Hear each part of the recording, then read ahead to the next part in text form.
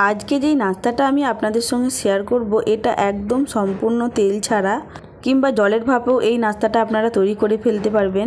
একদম সহজ পদ্ধতিতে দেখানোর চেষ্টা করেছি, আশা করছি খুবই ভালো লাগবে। আসসালামু আলাইকুম everyone, welcome back to my channel Sanu cooking. আশা করছি আপনারা সবাই খুব ভালো আছেন।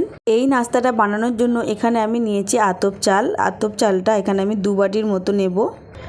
আর এখানে নেব আমি 2 বাটির মতো বিউলির ডাল। এখানে বিউলির ডালটা একটু বেশি পরিমাণে নেব আমি, কারণ এইটা দিয়ে আমি আরও একটা অন্য রেসিপি করব, তাই আমি একসঙ্গেই এই ডালটা একটু বেশি করে নিয়ে নিচ্ছি। এবার চাল আর ডালটা খুব ভালো করে পানি দিয়ে আমি ধুয়ে নেব। পরিষ্কার করে ধুয়ে এটা সারা রাত্রি আমি রেখে দেব এভাবে ভিজিয়ে। এটা পরের দিন সকালে আমি বের করে নিয়েছি। দেখুন চাল আর ডালটা ফুলে ঠিক কতটা পরিমাণে হয়ে গেছে। এবার আমি মিক্সির জারে অল্প অল্প করে চাল আর অল্প করে পানি দিয়ে খুব ভালো করে চালটা বেটে নেব। তারপরে ডালটাও সেম প্রসেসে একটু করে পানি দিয়ে ডালটাও বেটে নেব। চাল আর ডালটা আমি খুব ভালো করে বেটে নেব। এবার একটা জায়গায় আমি ঢেলে দিচ্ছি, দু রকম জায়গায় ঢালছি।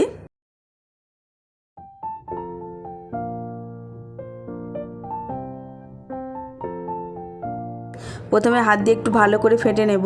এবার এখানে আমি 2 চামচের মতো ওই ডাল বাটাটা দিলাম। এর থেকে বেশি আমি দেব না, মাত্র 2 চামচই দিয়েছি। এই যে বড় চামচটা দেখতে পাচ্ছেন, এই চামচটা 2 চামচ। আর এখানে দিলাম আমি অল্প একটু খাবার সোডা আর লবণ, আর কিছু এখন আমি অ্যাড করব না। এইভাবে আমি রেখে দেব আধ ঘন্টার মতো। আমরা তো সবসময় তেলের নাস্তা খেয়ে থাকি, কিন্তু তেল ছাড়া এই নাস্তাটা একবার তৈরি করে দেখবেন, অসম্ভব মজার খেতে বন্ধুরা। এটা আপনারা আপনাদের বাচ্চাদের টিফিনেও দিতে পারেন, খুব তাড়াতাড়ি ঝটপট হয়ে যাবে, একদম সময়ও লাগে খুবই কম। এবার খুব ভালো করে আমি এটা ফাটিয়ে নিচ্ছি। ফাটিয়ে নিয়ে এটা রেখে দেব আমি আধ ঘন্টার মতো। আধ ঘন্টা পর দেখুন ওই ডোটা ফুলে আবারও ডবল হয়ে গেছে, যেহেতু এখানে খাবার সোডা দেওয়া ছিল। আবারও চামচের সাহায্যে খুব ভালো করে আমি ফাটিয়ে নিচ্ছি। যে সকল বন্ধুরা এত দূর পর্যন্ত আমার ভিডিওটা দেখে এলেন তাদের সকলকে অসংখ্য অসংখ্য ধন্যবাদ। আর প্লিজ একটা লাইক দিয়ে আপনারা ভিডিওটা দেখা শুরু করবেন। এবার আমি এখানে কিছু কুচানো পেঁয়াজ দিয়ে দিলাম। পেঁয়াজটা খুব ভালো করে মিহি করে আমি কুচিয়ে নিয়েছিলাম।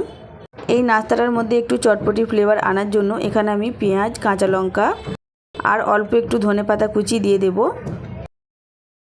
দিয়ে খুব ভালো করে আবার একটু ফাটিয়ে নেব। এগুলো দিলে মুখে পড়বে, খেতে খুবই ভালো লাগবে। আপনারা এইভাবেও করতে পারেন। তাছাড়া যদি আপনারা বলেন যে না পেঁয়াজ কাঁচা লঙ্কা এগুলো ইউজ করবেন না, শুধু প্লেনভাবে করবেন, তাহলেও এটা করা যাবে। আমি এটা পেঁয়াজ কাঁচা লঙ্কা দিয়ে করলাম। আর এই নাস্তাটা খাওয়ার জন্য একটা স্পেশাল চাটনি তো লাগবেই। সেজন্য চাটনিটা কী দিয়ে বানাচ্ছি দেখুন। এখানে আছে ভাজা ছোলা, কুচনো নারকেল আর কাঁচা লঙ্কা আর ধনেপাতা। ঝালটা আপনারা আপনাদের স্বাদ অনুযায়ী দিয়ে দেবেন। এখানে ঝালটা যদি বেশি পরিমাণে খেতে চান তাহলে লঙ্কার পরিমাণটা একটু বাড়িয়ে দেবেন। আমি এখানে মিডিয়াম ঝাল রেখেছি, তাই এখানে 3-4টের মতো লঙ্কা নিয়েছি। এবার এগুলো সব কিছু দিয়ে মিক্সির জারে খুব ভালো করে একটু পিষে নেব। অল্প একটু পানি দেব। আর এখানে চাইলে আপনারা লবণটা দিয়ে দিতে পারেন, লবণটা আমি পরেই অ্যাড করেছি। খুব ভালোভাবে দেখুন পিষা হয়ে গেছে। এইভাবে আমি চাটনিটা তৈরি করে নিলাম। আর এই চাটনিটাতে লাগবে একটা তরকাটা এবার কিভাবে দিচ্ছি দেখুন। চাটনিটা দেখুন দেখতে কতটা সুন্দর হয়েছে, কতটা লোভনীয় হয়েছে। এই চাটনিটা দিয়েই সমস্ত নাস্তা আপনারা খেয়ে ফেলতে পারবেন।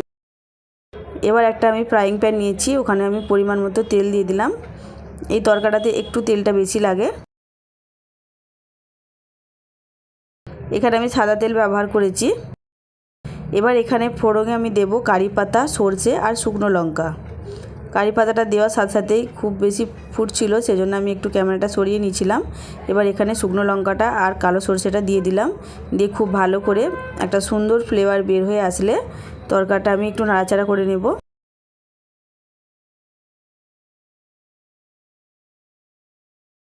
তরকাটা সম্পূর্ণভাবে রেডি হয়ে গেছে। এবার আমি ওই যে পেস্টটা আছে পেস্টটার উপরে ঢেলে দেব। এবার হয়ে গেল আসল চাটনি। এই চাটনিটা অসাধারণ খেতে হয় বন্ধুরা, অবশ্যই একবার বাড়িতে ট্রাই করবেন। আর খুবই তো সহজ বানানো বেশি কঠিনও নয়। দেখতে ঠিক কতটা লোভনীয় হয়েছে দেখেই বুঝতে পারছেন। এবার চলুন নাস্তাগুলো রেডি করে নিই। এখানে আমি আপ্পাম যে প্যানটা আছে ওই প্যানটাই নিয়েছি। আমি এখানে আপ্পাম বানানোর প্যানটা নিয়েছি। এটা প্রথমবারটায় আমি অল্প একটু তেল দিয়ে দিচ্ছি, যাতে না খুব ভালোভাবে উঠে যায় আর চিপকে না যায়। আর এরপরে যে আমি দেবো আর কোনো রকম তেল আমি ব্যবহার করব না। এভাবে ঢাকা দিয়ে খুব ভালো করে দেখুন একসাথে কতগুলো নাস্তা রেডি হয়ে গেল। আর খুব সহজেই খুব তাড়াতাড়ি হয়ে যায়, বেশি সময়ও লাগে না। আর আপনারা এটা ইডলি মেকারেও করে নিতে পারেন। খুবই সহজ পদ্ধতিতে এই নাস্তাটা তৈরি হয়ে যাবে বন্ধুরা। দেখুন একসঙ্গে কতগুলো নাস্তা রেডি হয়ে গেছে। এইভাবে আমি সমস্ত নাস্তাগুলো তৈরি করে নেব। এখানে আমি অনেকগুলো নাস্তাই তৈরি করেছি। এবার যে নাস্তাগুলো আমি দিয়েছিলাম এখানে আমি এতটুকু তেল অ্যাড করিনি, এমনি নাস্তাগুলো তৈরি হয়ে গেছিলো, দেখে নিশ্চয়ই বুঝতে পারছেন। তেলের নাস্তা তো অনেক খেয়েছেন, একবার এভাবে তেল ছাড়া নাস্তাটা করে দেখবেন, আশা করছি খুবই ভালো লাগবে। আর যদি ভালো লাগে তাহলে প্লিজ লাইক কমেন্ট শেয়ার করে দেবেন। আর যদি আমার চ্যানেলে কেউ নতুন এসে থাকেন তাহলে প্লিজ আমার চ্যানেলটা সাবস্ক্রাইব করে আমার পাশেই থাকবেন। একটা আমি ভেঙে দেখাচ্ছি, দেখুন ঠিক কতটা নরম, কতটা তুলতুলে হয়েছে। আর এই চাটনিটার সঙ্গে তো জাস্ট অসাধারণ লাগছে। আজ তাহলে আসি, ফিরে আসবো নতুন একটা ভিডিও নিয়ে। ততক্ষণ সবাই ভালো থাকবেন, সুস্থ থাকবেন। আল্লাহ হাফিজ।